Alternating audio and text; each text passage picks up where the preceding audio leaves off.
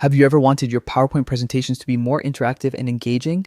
Today, I'm going to show you how to use hyperlinks and action buttons in PowerPoint 2016, tools that can completely transform your slides. First, open PowerPoint and either create a new presentation or open an existing one. Navigate to the slide where you want to add a hyperlink. Highlight the text you want to turn into a clickable link. This ensures your audience can easily navigate to the resource or page you want to share. Next, go to the Insert tab at the top, click Link, and select Insert Link. In the window that pops up, type or paste the URL you want the text to point to, then hit OK. And just like that, your text is now an interactive hyperlink.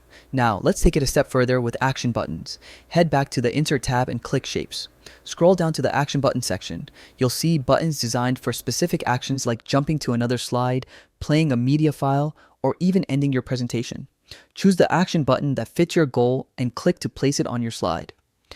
A dialog box will appear, letting you customize what happens when someone clicks it, linking to a different slide, launching a program, or adding a sound effect.